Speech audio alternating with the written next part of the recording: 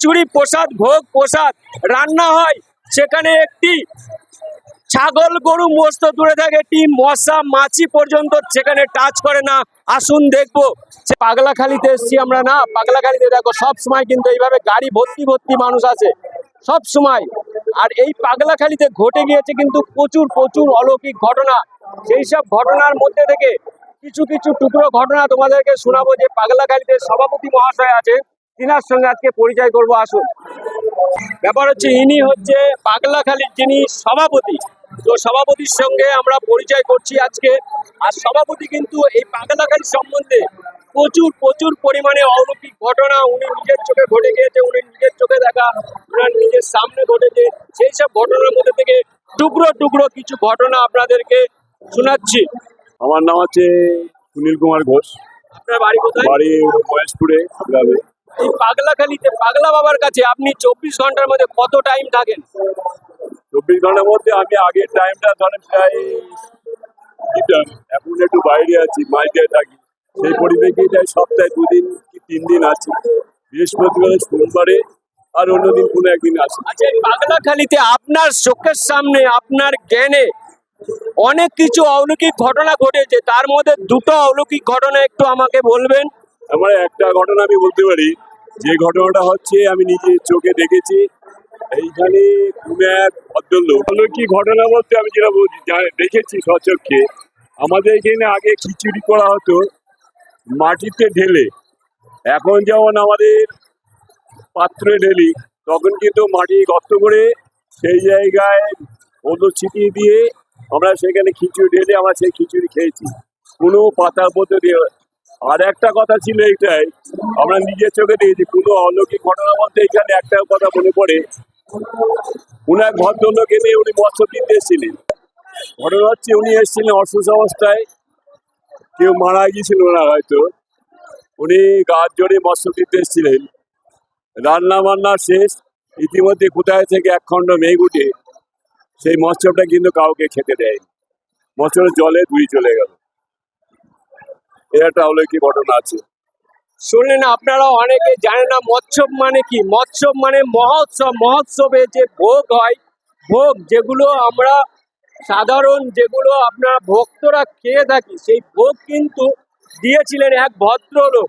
সেই ভদ্রলোকের কি হয়েছিল, অসৎ ছিল। অসৎ মানে কি, তিনার কেউ মারা গেছিল, সেই অবস্থায় তিনি এসে মনের বাঞ্ছা পূর্ণ করতে গেছিলেন, যে উনি ভক্ত বাবার কাছে যে ভোগ দেব সেইটা উনি পূর্ণ করতে এসে এই দুর্ঘটনাটা ঘটেছিল।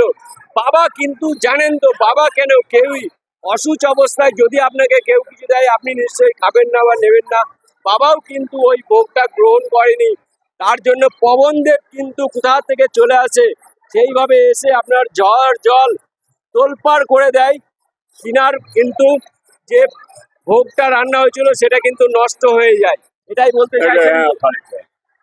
কথাগুলো কিন্তু এখানে পাগলাখালির কথা আপনি যদি এক একটা করে শোনেন, আপনার এক একটা গায়ের লোম দাঁড়িয়ে যাবে, মাথার চুল খাড়া হয়ে যাবে। এই পাগলাখালিতে প্রচুর অঘটন ঘটে আছে, অলৌকিক ঘটনা ঘটে আছে, শুনতে গেলে আপনার দিবারাত্রি থাকবে না। চলুন, অনেক ধন্যবাদ ভদ্রলোককে। ইনি হচ্ছেন পাগলাখালির সভাপতি আর সেক্রেটারির সঙ্গে তো পরিচয় করিয়ে আপনাদেরকে শুনিয়েছি, আরো অনেকে আছে এখানে, তাদের সঙ্গে পরিচয় করব। এক একটা ঘটনা তুলে ধরবো এক একটা ভিডিওর মাধ্যমে, শুনতে পারবেন আপনারা। ভিডিওগুলো পুরো দেখতে থাকবেন।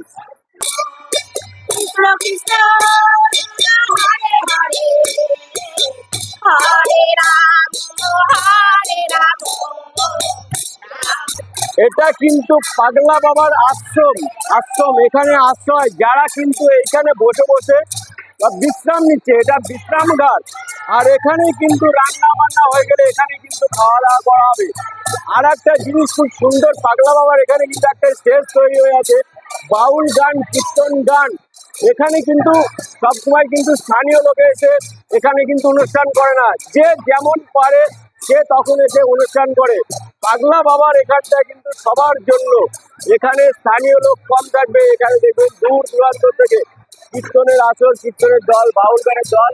এই যে এখানে পাকাপুক্ত ভাবে একটা কংক্রিট স্টেজ বানিয়ে দেওয়া আছে সব সময়। আর এখানে কিন্তু কোনো স্থানীয় লোক নেই। দেখুন, আমি এখানে জিজ্ঞাসা করবো এই যে দাদা ভাইয়ের কাছে। দাদা কোথা থেকে এসেছেন আপনারা? মায়াপুর থেকে এসেছি। মায়াপুর মায়াপুর থেকে চলে এসছে এখানে। এখানে কিন্তু সবাই নিজের ভেবে, এখানে কেউ কারোর জন্য মানে হিংসাংসি না, তো মারামারি না তো হুটোপাটা, যে যেখানে এসে রান্না বান্না করে দর্শকদের, দর্শনার্থী যারা আসে তাদেরকে খাওয়ায়, নিজেরা খাওয়া দাওয়া করে। এই যে আপনি ভাববেন না, এই যে দিদি ভাই এখানে এই যে সবজি কাটছে, আমি জিজ্ঞাসা করবো এই দিদি ভাই কোথা থেকে এসছে। দিদি ভাই আপনি কোথা থেকে এসছেন? কৃষ্ণনগর। দিদি ভাই কৃষ্ণনগর থেকে এসছে। দিদি ভাই, আপনার নামটা বলবেন? আমার নাম বাবলি মন্ডল। দিদি ভাই কৃষ্ণনগর থেকে এসছে। এই যে সবজি কাটছে না, আপনি ভাববেন না যে আমঝুপির লোক বা পাগলাখালির লোক, নানান জায়গাকার লোক। এখানে কিন্তু সবাই একতা হয়ে, সবাই মিলেমিশে রান্না বান্না এখানে অল টাইম, আপনার অল টাইম খিচুড়ি প্রসাদ। এই যে রান্না হচ্ছে দেখুন, আরো এখানে এই যে আমার বাড়ি বগলা।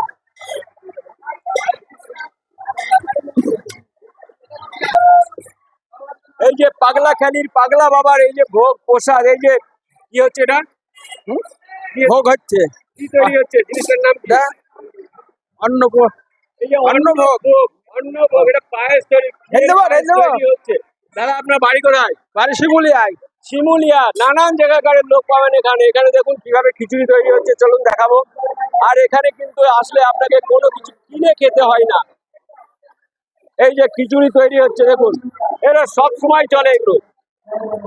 এটা কত টাইম ধরে রান্না চলছে এখানে? এটা 8টায় থেকে। রাত 4টার থেকে বলছে। 4টা না 8টা, সকাল 8টা। সকাল 8টা থেকে রান্না চলছে। কটা এখন পর্যন্ত 2টো চলছে? বোঝাবে। 2টো অবধি। এই রান্নাটা কোথা থেকে দেওয়া হচ্ছে? এটা কমিটি, সিধা কমিটি। এইটা কিন্তু পাগলা বাবার সেবা কমিটি থেকে দেওয়া হচ্ছে। এটা হচ্ছে আসল কমিটি, এখানে অল টাইম রান্না চলে, তাই না? সব সময় পাগলা বাবার। আপনার নাম কি? আমার নাম কল্পনা মন্ডল। কোথায় বাড়ি? নারায়ণপুর। নারায়ণপুর। শিমুলিয়া পরে কিন্তু নারায়ণপুর আছে, সেই নারায়ণপুরে এই যে প্রসাদ কিন্তু সব সময় চলছে এখানে। পাগলা বাবার আশ্রমে এসে কেউ ভুকা পেটে, খালি পেটে থাকে না। বাবার কাছে আসলে কিন্তু আপনিও প্রসাদ পাবেন, চলে আসবেন। এই যে এখানে রান্না চলছে।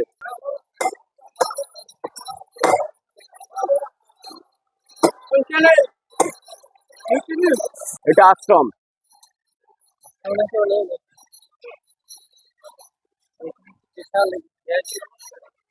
কোনো আর যদি আমার ছেলের 1 লাখ টাকার উপরে মাইনে হয়, তাহলে তো বাবাকে সন্তুষ্ট কিভাবে করতে হয় আমার জানা আছে। দাদা কিন্তু সেইভাবেই একদম রেডি হয়ে চলে এসছেন। উনি ছেলের যে মানত ছিল সেই মানতটা পূর্ণ করার জন্য। তো আমিও ভগবানের কাছে প্রার্থনা করব, এইভাবে সমস্ত ঘরের মায়েরা, বাবারা আপনারা প্রার্থনা করতে থাকুন পাগলা বাবার কাছে। সবার সন্তানের মঙ্গল হবেই হবে। আচ্ছা, এই এই দাদার নামটা কি? সুখদেব পরামানিক। সুখদেব পরামানিক দাদা গ্যারান্টি সহকারে পাগলা বাবার সামনে দাঁড়িয়ে উনি গ্যারান্টি দিয়েছে, এই পাগলা বাবার যে খিচুড়ি প্রসাদ, ভোগ প্রসাদ রান্না হয়, সেখানে একটি ছাগল গরু মস্ত দূরে থাকে, একটি মশা মাছি পর্যন্ত সেখানে টাচ করে না। আসুন দেখবো, সেখানে আমরা প্রমাণ সহকারে দেখব। দেখুন প্রসাদ কিন্তু রান্না করে এইভাবে কিন্তু ফাঁকা জায়গায় রাখা আছে, একটি মশা মাছি কেউ কিন্তু টাচ করবে না। এটাই হচ্ছে পাগলা বাবার প্রসাদ। একটি মশা, একটি মাছিরও ক্ষমতা নেই যে এই টাচ করে বাবার প্রসাদে। এইগুলো শুনলে আপনার গায়ের লোম দাঁড়িয়ে যাবে কিনা, ভিডিওটাও অতিরিক্তভাবে শেয়ার করবেন।